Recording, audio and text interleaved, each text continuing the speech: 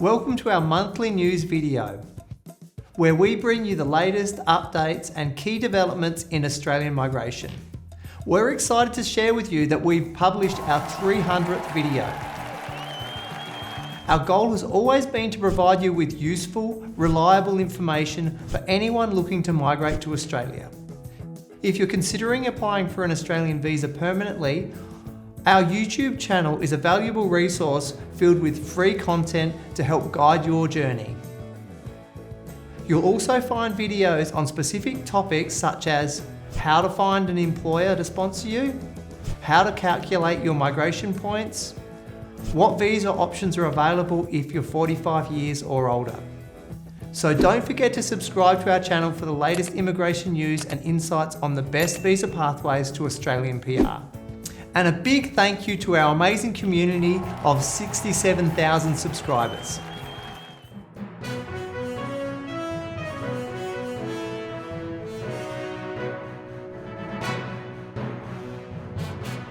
So let's look at some recent visa grants we've had. This month we've had some exciting new visas and grants to celebrate, including a number of 482 employer-sponsored visas, a 189 permanent residency visa, a partner visa, a global talent visa, and an invitation for the new National Innovation Visa for the critical technology sector.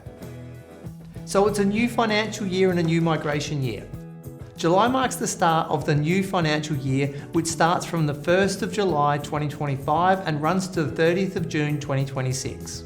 We've also seen a few key changes in this month, such as an increase to visa application fees, a higher minimum salary requirement for employer-sponsored visas, updates in Australia-US relations and how they may affect immigration, positive changes for the South Australian DAMA, where PR is now available after 2 years on the 482, and much more.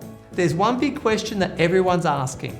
When are they going to release the migration numbers and allocations for visas for the 189, 190 and National Innovation Visa and other visas as well? As of now, there are no official timelines or guidance from the federal government.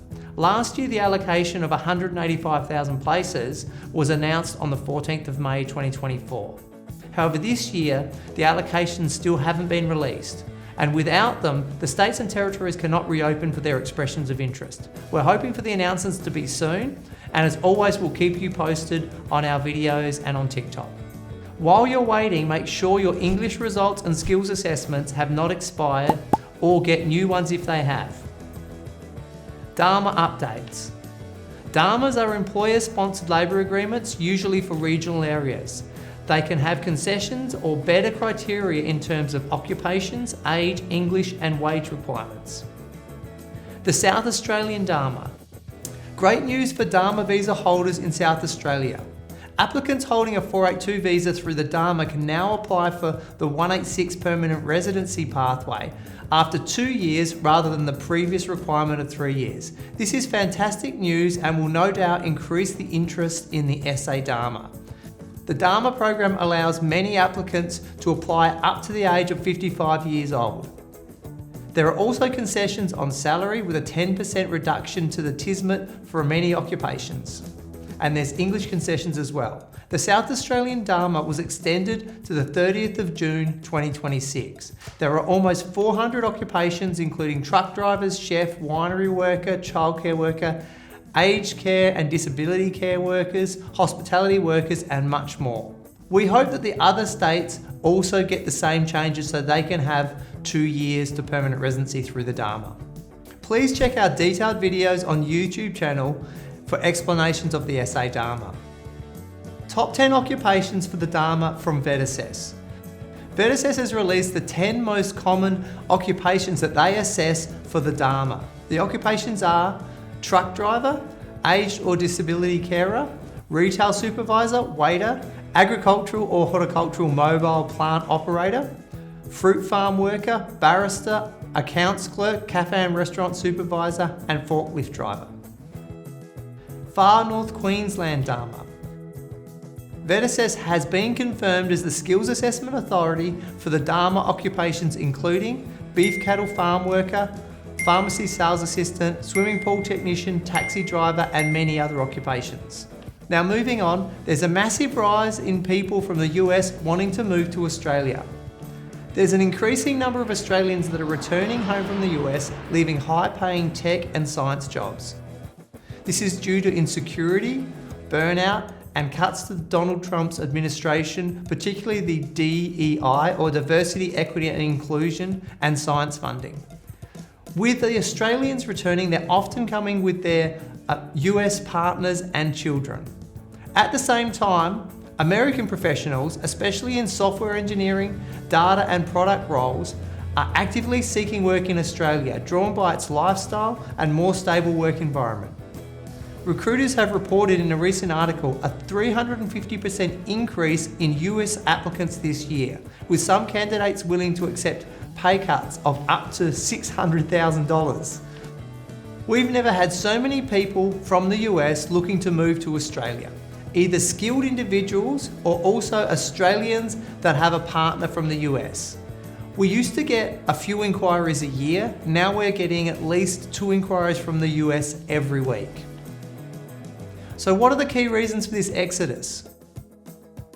It includes mass layoffs in the US tech companies, Trump-era cuts to DEI and science agencies, harsh work cultures and fears over AI replacing jobs, and tougher US immigration policies. If you need assistance to apply for an Australian visa or to discuss your visa options, please book an appointment through the link. Rises in the income threshold. In case you've not heard, the core skills income threshold and also the temporary skilled migration income threshold have both increased from $73,150 to $76,515, and that applies to the 482, the 186 and 494 visas.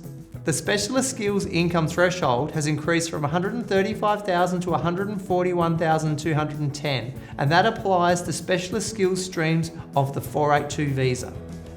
And the high income threshold has increased from $175,000 to $183,100. The high income threshold is one of the factors that may be used to assess an applicant's exceptional and outstanding achievements for the National Innovation Visa. Visa fees have increased. Most visa fees have increased by around 3%, while student visa fees have had a significant increase of 25% from $1,600 to $2,000. Appeal fees have also increased by 3%. So another big development, registration of interest for the South Australian nomination for the National Innovation Visa is open. Registrations of interest for the South Australian nomination under the 858 National Innovation Visa are now open. Nomination is available to applicants both in Australia and offshore. We offer a free National Innovation Visa eligibility assessment to help you find out if you may qualify. You can access this assessment through the link in the description below. Kanye West's visa cancellation.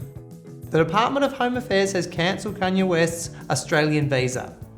The reason for this cancellation is the American rapper released a song called Hail Hitler, referencing Hitler and promoting Nazism.